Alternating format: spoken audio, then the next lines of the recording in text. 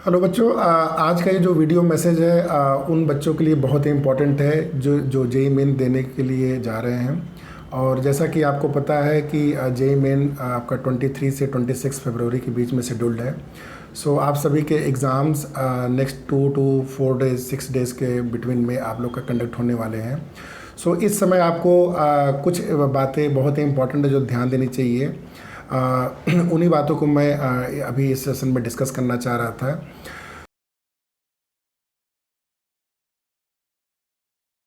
Okay, exams के 2 या 3 दिन पहले आपको क्या करना चाहिए।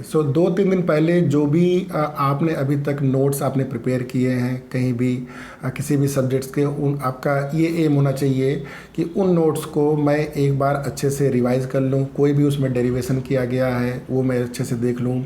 कोई भी फार्मूला उसमें कैसे आया है, उसके पीछे का लॉजिक क्या है, वो आपको समझ में आना चाहिए। कोई भी क्वेश्चंस जो आपने आज तक लगाए हैं, जो भी जेई मेंस के या आईआईटी के या जो हाई लेवल क्वेश्चंस आपने लगाए हैं, उस क्वेश्चंस को आप इस समय एक बार मेक श्योर कि आप उसको ज़रूर देख लीजिए। क्योंकि अगर इस समय अगर आप उसको देख लेते हैं तो वो 2 to 3 to 4 डेज़ आपकी वो मेमोरी में मेंटेन रहता है। तो अगर उस तरह का क्वेश्चन या उस तरह के कॉन्सेप्ट या उस तरह के फार्मूला से रिलेटेड कोई भी चीज़ आती है तो उस क्वेश्चंस को आप बहुत ईज़िली उस समय हैंडल कर सकते हैं। सो अभी 2 to 3 डेज़ में आपको यही प्लान करना चाहिए कि कोई भी चीज़ कहीं से भी जो भी आपने कहीं भी नोट्स बनाए हैं उसको रिवाइज़ कर लीजिए। इस चीज़ में मैं एक बात और कहना चाहूँगा कि अब इस ड्यूरेशन में कोई भी आपको एक नया टॉपिक, कोई भी न्यू टॉपिक जो आपने आज तक कभी नहीं पढ़ा है या आपने पढ़ा है लेकिन बहुत ही वीक रहा है और आप सोचिए कि इस 2 डेज़ में या 3 डेज़ में मैं उसको अच्छे से पढ़ लेता हूँ, तो ये मेरे ख्याल से वेस्टेज ऑफ टाइम माना जाता है। क्योंकि उस कॉन्सेप्ट में ना आप उतना प्रैक्टिस कर पाएंगे ना क्वेश्चंस लगा पाएंगे, तो आपकी जो कंफर्टेबिलिटी है उस लेवल की नहीं आ पाएगी जो आनी चाहिए। तो आपका इस समय फोकस उन्हीं चैप्टर्स पे होना चाहिए जो आपने बहुत अच्छे से तैयार किए थे और जिसके आपने नोट्स बहुत अच्छे से प्रिपेयर किए हैं, उसको आप अच्छे से रिवाइज़ कर लीजिए।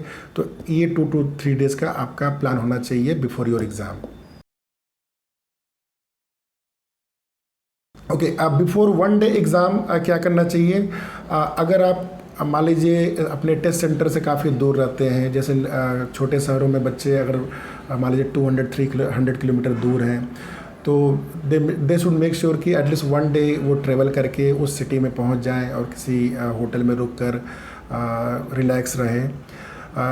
मैंने देखा कि कई बच्चे ऐसा प्लान करते हैं कि अर्ली मॉर्निंग 3 o'clock या 2 o'clock उठ के उस दिन ट्रैवल करना शुरू कर देते हैं और 3-4 आवर की जर्नी करके पहुंचते हैं। तो ये बहुत ही टायरसम हो जाता है। इस केस में आपसे जो एक्सपेक्टेड आउटपुट है आप वो नहीं दे पाते हैं, क्योंकि आप उस तरह ना मेंटली ना फिजिकली प्रिपेयर रहते हैं। तो अगर आप दूर से आ रहे हैं तो मेक श्योर कि आप एक दिन पहले आके किसी जगह रुक जाइए और नेक्स्ट डे मॉर्निंग में आप उठ के अपने सेंटर पे आपको जाना होता है। सेंटर पे जाने के लिए आपको एटलीस्ट 1 आवर या 1.5 आवर आप पहले पहुंच जाइए, जिससे लास्ट मिनट आपका कोई रस ना रहे। क्योंकि मान लीजिए आप बड़े शहरों में रहते हैं तो बहुत ही ट्रैफिक रहता है। तो जस्ट मेक श्योर कि आप विद इन टाइम लिमिट पहुंच जाइए। 1 आवर बिफोर पहुंचते रहेंगे तो आपको वहाँ पे पहुंच के थोड़ा रिलैक्स हो जाइए, जो भी चीज़ का इन्वायरमेंट है थोड़ा आप वहाँ का फील कर लीजिए।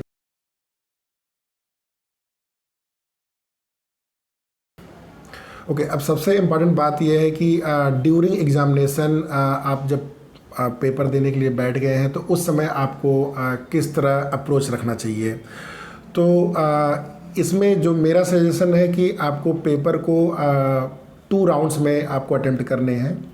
जैसे 3 आवर्स का पेपर है तो उसमें आपको जो फर्स्ट 20 मिनट्स या 25 मिनट्स होते हैं ये बहुत ही इंपॉर्टेंट होते हैं। इस ड्यूरेशन में आपका 2 ऑब्जेक्टिव होता है। पहला ऑब्जेक्टिव कि आप इस ड्यूरेशन में पेपर को पूरी तरह स्कैन कर लीजिए। स्कैन करने का मतलब कि 1 बाय 1 आपको क्वेश्चंस को देखते रहना है और आगे बढ़ते रहना है। इसमें से आप जैसे इस साल आपके 75 क्वेश्चंस जेईई मेन में आ रहे हैं, तो आपके इसमें से आप सोच सकते हैं मिनिमम 15 या 20 क्वेश्चंस मान सकते हैं कि जो जिसकी डिफ़िकल्टी लेवल बहुत ही लो होती है, तो बहुत सिंपल लेवल होते हैं। तो इन पेपर को जब पेपर को आप स्कैन करते हैं तो जो भी आपको क्वेश्चंस ऐसा लगता है कि विद इन 20 सेकेंड 30 सेकेंड ये केमिस्ट्री में फिजिक्स में तो बहुत ही पॉसिबल है। मैथ्स में भी कुछ क्वेश्चंस होते हैं जो बहुत ही 1 लाइनर या 2 लाइनर कैलकुलेशन से निकल जाते हैं आपके। तो आपका टारगेट ये होना चाहिए कि शुरू के 20 मिनट्स में ऐसा कोई भी क्वेश्चन ना पकड़े, पहली बात, कि जो इसमें टाइम कंज्यूमिंग हो। आपको वही क्वेश्चंस को टच करना है जो आप जिसका सलूशन आप देखते ही निकाल सकते हैं, या जिसको आपको मैक्सिमम 2 to 3 लाइन या 20 to 30 सेकेंड्स के अंदर आप आंसर निकाल सकते हैं। और इसी ड्यूरेशन में आपको 20 to 30 मिनट्स में आपका ये टारगेट होना चाहिए कि पेपर को मैं स्टार्ट टू एंड स्कैन कर लूँगा और ईच एंड एवरी सब्जेक्ट को मैं स्कैन कर लूँगा। जो भी बहुत ईजी क्वेश्चंस है इसको आप अटेम्प्ट कर लीजिए। तो इस केस में मेरा जो मैं जो उम्मीद करता हूँ कि आप एटलीस्ट 75 में से अगर आप 15 questions 10 to 20 I would say अगर आपने अटेम्प्ट कर लिए, आपका जो भी कॉन्फिडेंस लेवल है उस बेसिस पे, तो आपके एटलीस्ट 40 to 80 मार्क्स आपके ईजिली स्कोर कर सकते हैं without any much difficulty. After 20 minutes अब आपको ये सोचना है कि किस सब्जेक्ट को आपको टारगेट करना है। तो ये सभी स्टूडेंट्स का अपना अपना अलग कंफर्टेबल लेवल होता है सब्जेक्ट्स का, तो वो आप उसको चूज़ करिए। मैं कुछ सजेशन इसमें दे देता हूँ कि जैसे मान लीजिए आपने केमिस्ट्री चूज़ किया है, तो केमिस्ट्री जब सेकेंड राउंड में आप आते हैं तो केमिस्ट्री में आप अराउंड 40 to 45 मिनट और 50 मिनट तक आप उसको दीजिए, और उसमें क्वेश्चंस के जो आपके मीडियम लेवल की जो कैटेगरी के हैं उस क्वेश्चंस को आप टारगेट कीजिए। कुछ क्वेश्चन आपको बहुत ही डिफ़िकल्ट लेवल है, मान लीजिए 2-3 कुछ 4 क्वेश्चन, उसको आप छोड़ दीजिए। तो डिफ़िकल्ट लेवल को छोड़ते हुए जो भी मीडियम लेवल का क्वेश्चंस है उसको आप पिक करते हुए उस क्वेश्चन को सॉल्व कर लीजिए। मान लीजिए नेक्स्ट आप फिज़िक्स पे आते हैं, तो फिज़िक्स में आप ऐसे ही प्लान कर सकते हैं कि 50 से 55 मिनट के आसपास आप फिज़िक्स को दीजिए। उसमें भी जो मीडियम लेवल कैटेगरी के क्वेश्चन है उसको आप सॉल्व कर लीजिए। और एट द एंड मान लीजिए आप मैथ्स पकड़ते हैं, तो मैथ्स में एटलीस्ट आप मेक श्योर करिए कि आपके पास 60 मिनट्स होने चाहिए। और इस तरह आप मैथ्स में भी जो डिफ़िकल्ट पहले इजी क्वेश्चंस हैं, जो आपके मॉडरेट क्वेश्चंस हैं, उसको पहले सॉल्व कर लीजिए। इस प्लान से अगर आप चलेंगे तो आप देखेंगे शुरू के 20 मिनट्स आपने जो फर्स्ट राउंड में दिए थे, और बाद में आपने अराउंड 140 मिनट्स जो आपने मैथ, फिजिक्स एंड केमिस्ट्री में सेकेंड राउंड में दिए हैं, सो आपके 160 मिनट हो जाते हैं। इसके बाद भी आपके पास लास्ट में 20 मिनट्स बचते हैं। इस ड्यूरेशन में आपको क्या प्लान करना चाहिए, जो भी आपने डिफ़िकल्ट क्वेश्चन थे जो आपने सोचे थे प्लान करने के लिए, उसको आप इसमें अटेम्प्ट कर सकते हैं। इस पूरे ड्यूरेशन में आपका पहला टारगेट ये होना चाहिए कि मुझे हर मोमेंट में किस तरह क्वेश्चंस को क्रैक करके मार्क्स को स्कोर करना है।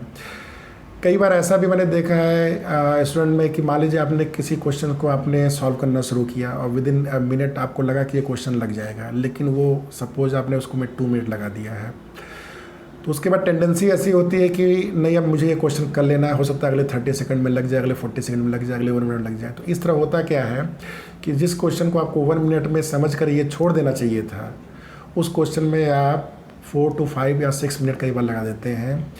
सो ऐसे क्वेश्चंस जो काइंड ऑफ ट्रैप क्वेश्चंस होते हैं, जो आपको ट्रैप करते हैं बेसिकली, इस क्वेश्चंस को आपको बहुत ही सावधानीपूर्वक आपको सेलेक्ट करते हुए इसको छोड़ देना है, क्योंकि आपको इजी क्वेश्चंस के भी 4 मार्क्स मिलते हैं और डिफ़िकल्ट क्वेश्चन के भी 4 मार्क्स मिलते हैं। तो आपको इस प्लान से चलना है कि कोई भी ट्रैप में ना फंसे आप, और जो भी डिफ़िकल्ट क्वेश्चन आपको लगा कि इसमें टाइम लग रहा है या लग चुका है 1-2 मिनट, तो उस पर बाद में हो सकता है ट्राई करिए अगर समय मिलता है, लेकिन उस समय छोड़ दीजिए। हो सकता है आगे कई सारे ऐसे क्वेश्चंस हों जो मीडियम लेवल के थे, जो उसको बहुत ईजिली आप सॉल्व कर सकते थे और आप उसको नहीं कर पाते हैं विद इन टाइम। सो अगर आप इस मेथड को अगर आप यूज़ करते हैं तो मेरे ख्याल से आप अच्छा स्कोर करते हैं। एक चीज़ और मैं कहना चाहूँगा कि ड्यूरिंग एग्ज़ाम मान लीजिए थोड़ा सा कई बार घबराहट बहुत होती है, पैनिक होता है, तो उस समय थोड़ा सा आप शांत रहिए, आप घबराइए मत, क्योंकि ये सभी के साथ होता है।